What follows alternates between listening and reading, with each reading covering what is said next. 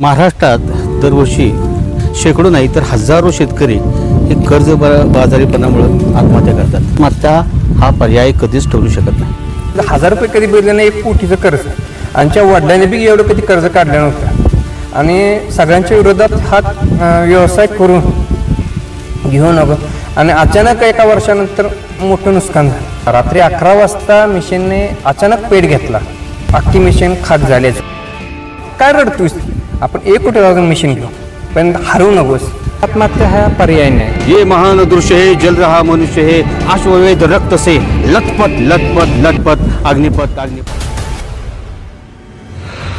महाराष्ट्रात दरवर्षी शेकडो नाही तर हजारो शेतकरी हे कर्ज बाजारीपणामुळे आत्महत्या करतात. सन 2023मध्ये साधारण 2500च्या वरती शेतकऱ्यांनी विविध कारणांनी आत्महत्या केलेली आहे. तर 2024मध्ये 2706 इतक्या मोठ्या संख्येने महाराष्ट्रामध्ये आत्महत्या झालेल्या आहेत. या सर्व आत्महत्या हे विदर्भ, मराठवाडा, नांदेड या भागामध्ये आपल्याला पाहायला मिळतात. शेतकऱ्यावर नेहमी असणारं आसमानी संकट, त्याच्यानंतर कर्जबाजारीपणा, रोगराई अशा अनेक कारणांमुळं शेतकऱ्यांना असा टोकाचा पाऊल उचलावा लागतो. पण आत्महत्या हा पर्याय आहे का? नाही. आत्महत्या हा पर्याय कधीच ठरू शकत नाही. संकट येत राहतात. या संकटावर मात करत एखाद्या फिनिक्स पक्षाप्रमाणे पुन्हा राखेतून उंच भरारी घेणारे असे अनेक युवक शेतकरी आपल्या जवळपास आहेत की ज्यांनी संकटावर मात करून पुन्हा आपलं शेतीतील साम्राज्य स्थापित केलं. आज आपण आलो आहोत साताऱ्यापासून जवळच असलेल्या जेहे काटापूर या गावी. या गावात असाच एक तरुण होतकरू, थोडासा पैलवान असा एक शेतकरी आहे, विक्रांत फडतरे.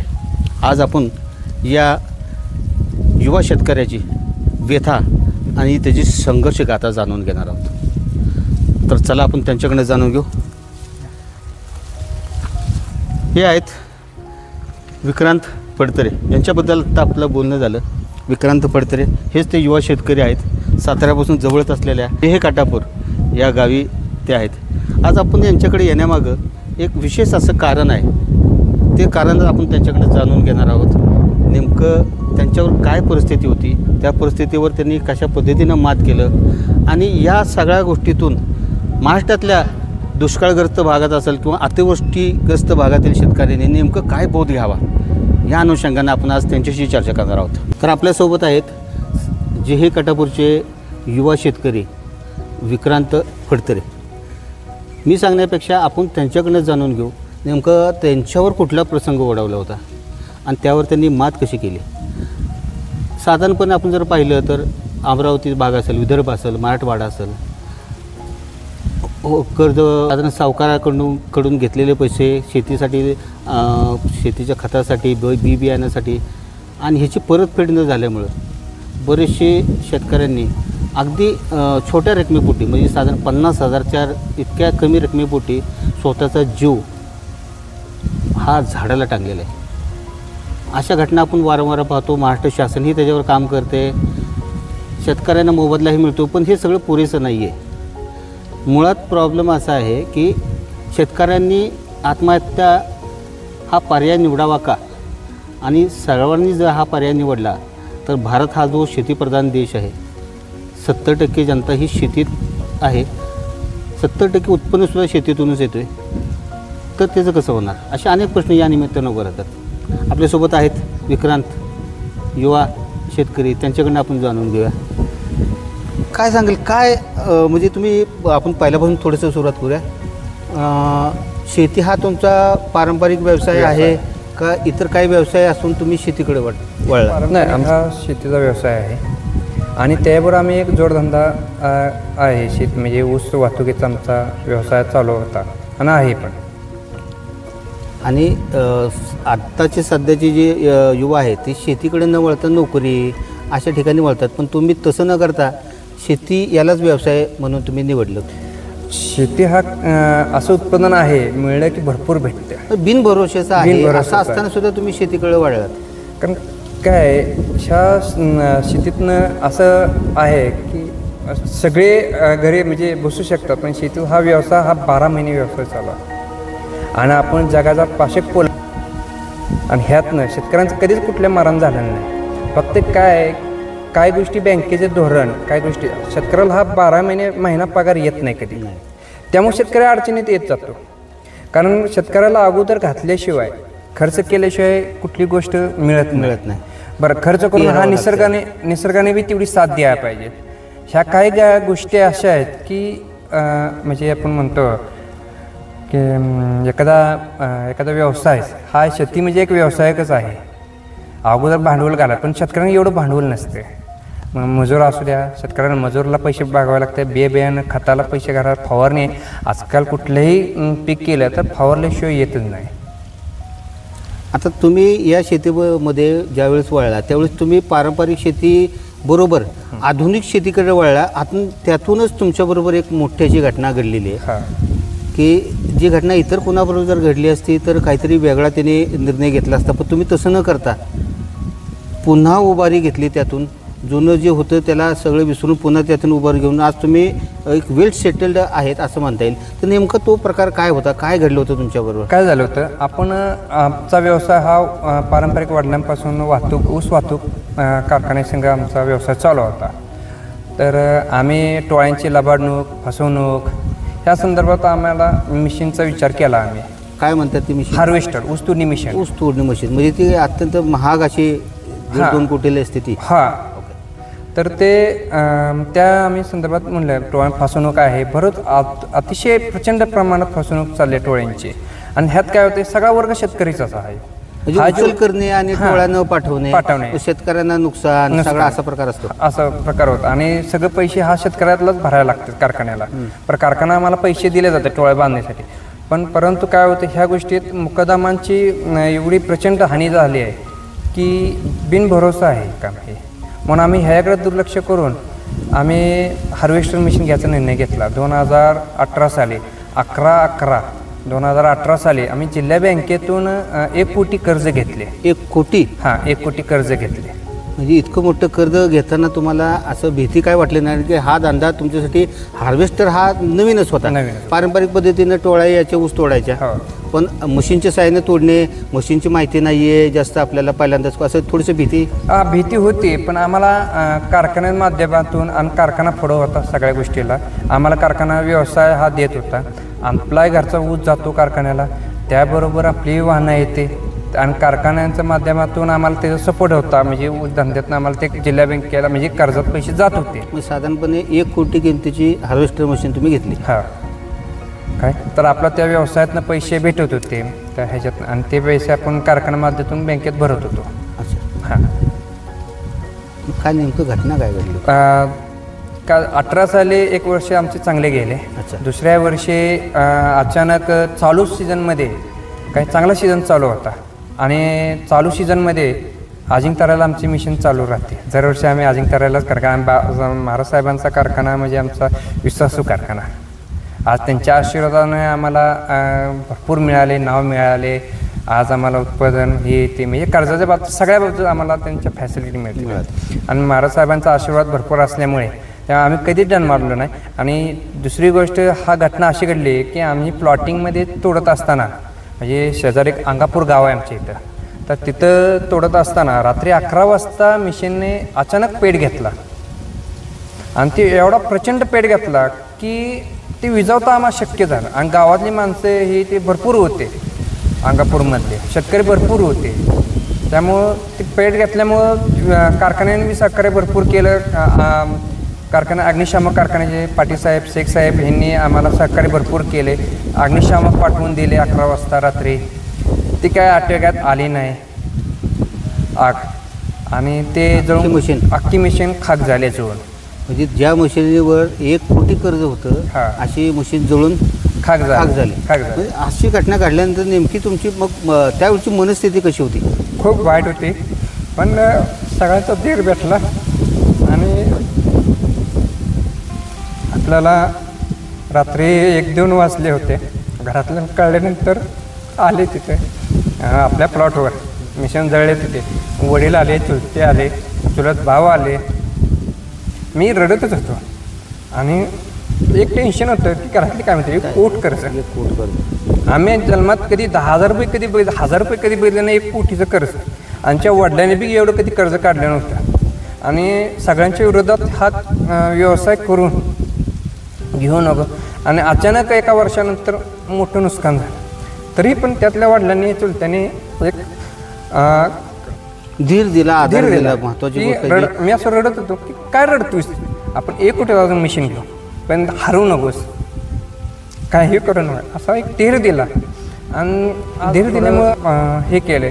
कर्ज काय आजचं उद्या फिरू पण हरवू नको. आपण फेडण्याची धमक ठेवू, करण्याची धमक ठेवू, हरवू नको. फक्त करत राहा, सगळं काय होते. म्हणजे अशा दुःखद प्रसंगी किंवा जेव्हा असा एखादा प्रसंग घडतो त्यावेळी जी पाठबळ कुटुंबाकडून किंवा वडीलधाऱ्याकडून जो मिळाला पाहिजे एखाद्या युवकाला, तरुण युवकाला, तो तुम्हाला तुमच्या वडिलांकडून, तुमच्या चुलत्यांकडून वेळेवर मिळाला.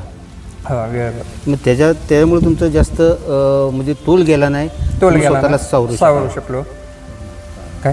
आणि वडिलांनी चुलत्यांनी मूळ म्हणजे आमचं घर एकवट कुटुंबाचं मोठं एकत्रित कुटुंब पद्धतीचं घर आहे. 2 चुलते आहेत, 2 चुलत भाव आहेत. अतिशय आणि वडील अतिशय म्हणजे एक जीवाचे जीव असल्यासारखे आमच्या घरातलं वातावरण आहे. मग आता 1 कोटीचं कर्ज तर होतंच मशीनवर, मशीन तर जळून खाक झाली, कर्जाचा बोजा होता. मग ह्यातून तुम्ही बाहेर कसं पडला, ही महत्वाची गोष्ट. ह्या आम्ही शेतीतनं एवढं मोठं उत्पादन नाही की आम्ही ती कर्ज भरू शकतो. मग आमचे वडील म्हणले नाही, आपल्याला मेशीन घेतल्याशिवाय पर्याय नाही, या व्यवसायातलेच आपल्याला मेशीन आपल्या हिस्सा आवरत गेलं पाहिजे. कारण बँक काय म्हणू शकत नाही. आणि त्याचा इन्शुरन्स होता, इन्शुरन्स कधी मिळेल कधी नाही हे सांगू शकत नाही. इन्शुरन्सची आता आजकाल नाटक्या बघताय तुम्ही, हे आणा ते आणा, रिजेक्ट झाला, हे झालं काय. आम्हाला बी थोडा त्रास झाला, भरपूर त्रास झाला. पण सहकार्य असं झालं की कारखानदारांनी सहकार्य भरपूर केलं, गावातल्या लोकांनी भरपूर सहकार्य केलं, म्हणजे सगळ्यांनीच सहकार्य केलं. का तर आपली उमेद चांगली होती की आपण कष्ट. तुम्हाला जसं आत्ता आपण पाहतोय की मी आधीसुद्धा सांगितले की थोडक्या कर्जासाठी लोकांचा हा डायरेक्ट टोकाचा विचार केला जातो. बाबा आता माझा जगून काय फायदा, माझ्यावर इतकं हे आहे, मग मी आता आत्महत्या करतो. लोक किंवा शेतकरी सहज त्या दिशेने जातात.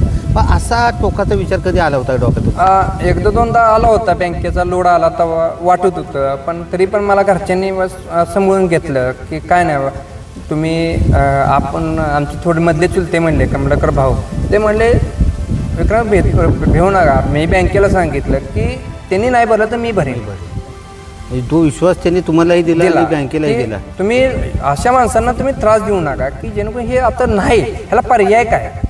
आम्ही कुठं म्हटलं नाही की कर्ज भरत नाही म्हणून. असा कुठलाही शेतकरी असं नाही की तो कर्ज भरणार नाही असं नाही. यातून मार्ग कसं काढत गेला तुम्ही? म्हणजे जी लोक अशा मार्गाने जातात त्याच्यासाठी महत्त्वाचं आहे की यातून तुम्ही बाहेर कसा निघाला? आमचे वडील म्हणले, आजोबा होते की ह्यातनं मार्ग काढायला कसं आपण काही गोष्टी थोर माणसांच्या ऐकल्या पाहिजे. काय आजोबा म्हणले शेतीतनं शक्य नाही की आपण कोटभर रुपये कर्ज भरू शकत नाही. कारण की शेती हा असा आहे की आज आहे तर उद्या नाही. का तर निसर्गावर सगळा अवलंबून आमचा हे असतं. तर मग ह्याला एक काय, तर मग आम्हाला दुसरी मशीन हार्वेस्टरची घ्यायला लागली आम्हाला कर्ज काढून. एक पाटण अर्बनमधून आम्हाला सत्यजित पाटणकर जिल्हा हे पाटण अर्बन बँक, ह्या बँकेतून आम्हाला एक दुसरी मशीन मिळाली. त्या बँक मिळाली म्हणजे कर्ज काढून आम्हाला ती मिळाली, घेतली. म्हणजे एक मशीन होती हार्वेस्टर, त्या हार्वेस्टर मशीनवर 1 कोटीचं कर्ज होतं, ते जळून खाक झालं. आणि त्या जळालेल्या मशीनचं कर्ज फेडण्यासाठी तुम्ही त्यापेक्षा मोठं डेअरिंग करून दुसरी मशीन घेतली.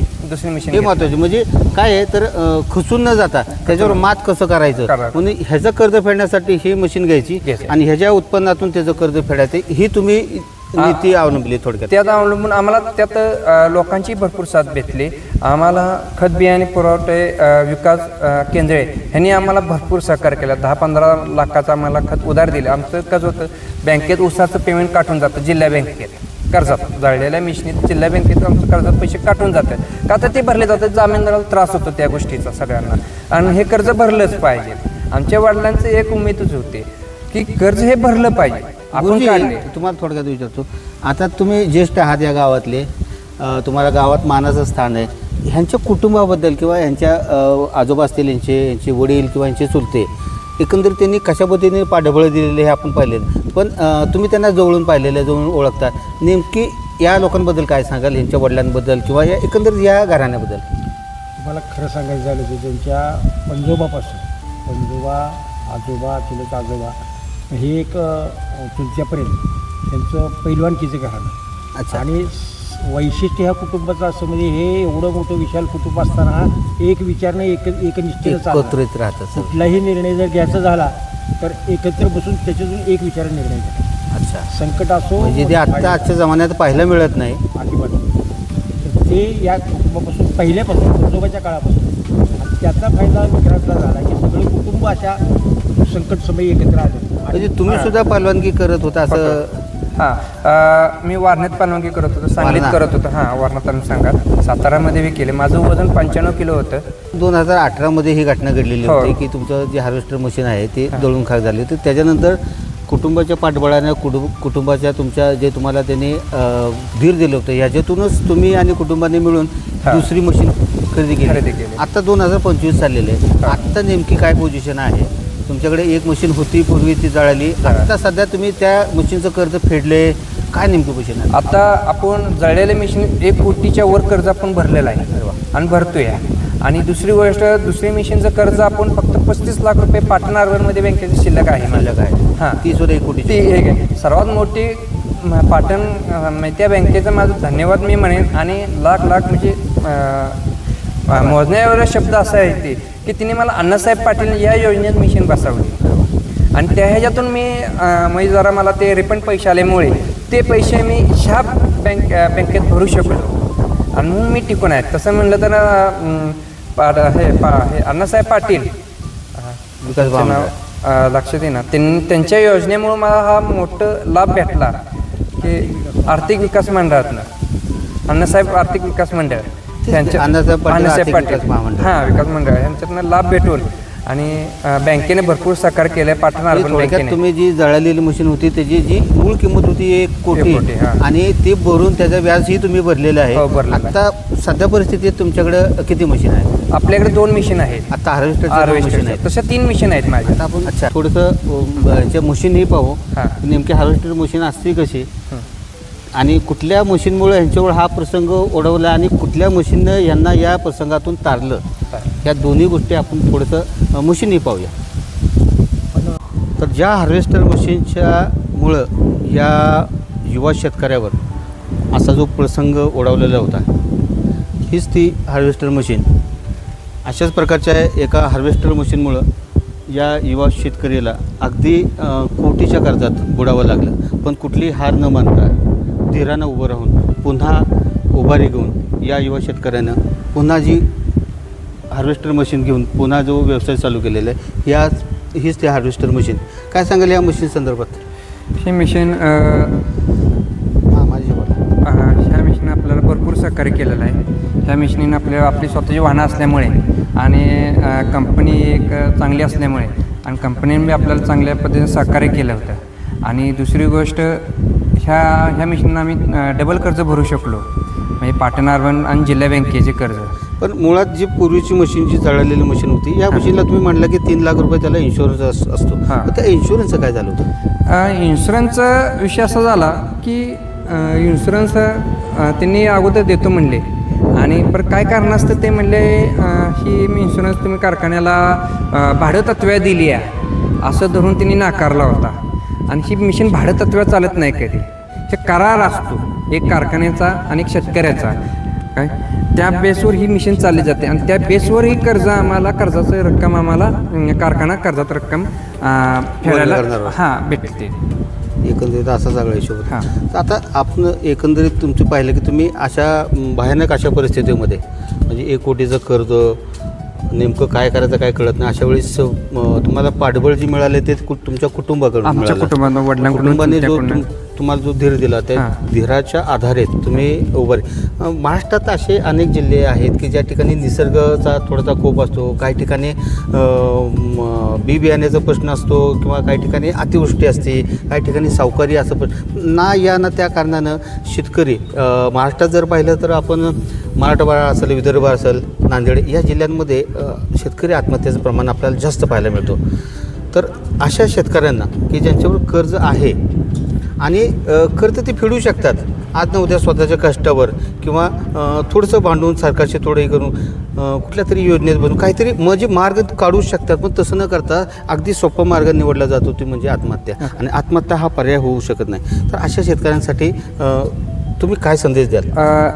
किती कर्ज असलं तर आत्महत्या हा पर्याय नाही, पर्याय होऊ शकत नाही. होऊ शकत नाही. कारण आपण आत्महत्या केली तर मागच्यांचं काय, मागच्या आहेत, आई वडील आहेत, मुलं बाळं आहेत, सगळ्यांचा विचार झाला पाहिजे. ह्यातून काय मार्ग निघतोय हे पहिले विचार केला आणि बसून मार्ग निघतो.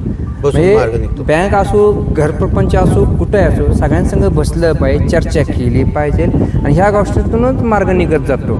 काय आता मलाही मी बी जरा ढेपाळ होतो, मला मानसिक स्थितीत मानसिक माझी हे झाली होती. 1 कोटी कर्ज, 1 कोटी कर्ज, मला पाहुणेरावळे हे तेव्हा मी बोदरेशनमध्ये आलो होतो. 1 कोटी कर्ज म्हणजे शेतकऱ्यांसाठी म्हणजे डोंगरा एवढं कर्ज आहे, मोठं कर्ज.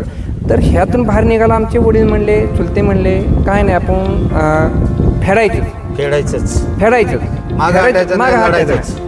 जर आपण ही जर वृत्ती मनात ठेवली तर आपण लढण्याची वृत्ती पाहिजे. म्हणजे तुमचं कुटुंब पूर्वीपासून जो पैलवानकी करतो आणि ती जी तुमच्या अंगात जी वृत्ती आहे की लढण्याची, माघार जायची, ती वृत्ती या ठिकाणी तुम्हाला कामाला आली. आणि काय परिस्थितीला न घाबरता त्याच्यावर मात कशी करायची ह्या दृष्टीने तुम्ही प्रयत्न करत राहा. आम्हाला शेतीतून बी उत्पादन मिळाले, ह्या वाहनधंद्यातून, या मिशनीतून आम्हाला वर आणण्याचा प्रयत्न चालू आहे आणि झाला बी आहे.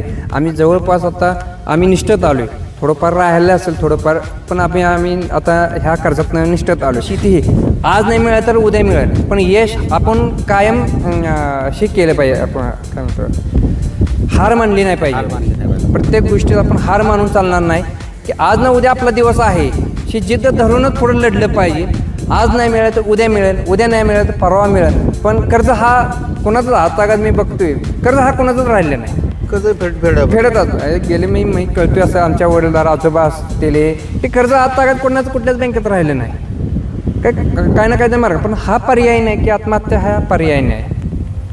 एकंदरीत आपण पाहिलं की आत्महत्या हा पर्याय होऊ शकत नाही. महाराष्ट्रात किंवा किंबहुना भारतामध्ये आपण पाहतोय की एकंदरीत वर्षभरात जितक्या आत्महत्या होतात ह्या आत्महत्याच्या टोटल प्रमाणाच्या 10 ते 11% प्रमाण हे शेतकऱ्यांच्या आत्महत्येचं प्रमाण असतो. महाराष्ट्रातही आपण पाहतोय नांदेड असेल, विदर्भ, मराठवाडा या ठिकाणी अशा घटना मोठ्या प्रमाणात पाहायला मिळतात. पण अशा वेळी आपण फक्त जसं ह्या युवा शेतकऱ्यांना आपल्याला सांगितलं की कुठलीही वेळ किंवा प्रसंग वाईट असतो, पण त्याला मार्गही असतो. घाबरून न जाता, डगमगता परिस्थितीवर मात करून पुन्हा उभारी घ्यायची. आपण म्हणतो ना की फिनिक्स पक्षाने जसं राखेतून उभारी गेली त्याप्रमाणे या शेतकऱ्याने जळालेल्या मशीनच्या राखेतून उभारी घेऊन पुन्हा एकदा त्याच मशिनीच्या माध्यमातून आपलं कर्ज फेडलेलं आहे, सगळं केलेलं आहे. या निमित्तानं मला थोर कवी हरिवंशराय बच्चन यांची एक प्रख्यात कविता आठवते. या कवितेनेच आपण सांगता करूया. कविता अशी आहे, वृक्ष हो भले खडे हो गणे हो बडे, एक पत्र चाहवी मांग मत अग्निपथ अग्निपथ अग्निपथ. तू ना थकेगा कभी, ना तू झुकेगा कभी, ना तू रुकेगा कभी, कर शपथ कर शपथ कर शपथ, अग्निपथ अग्निपथ अग्निपथ. ये महान दृश्य है, जल रहा मनुष्य है, अश्ववेध रक्त से लथपथ लथपथ लथपथ, अग्निपथ अग्निपथ अग्निपथ. भेटूया पुढच्या एपिसोडमध्ये अशाच एका नव्या शेतकऱ्याची यशोगाथा घेऊन. जय हिंद.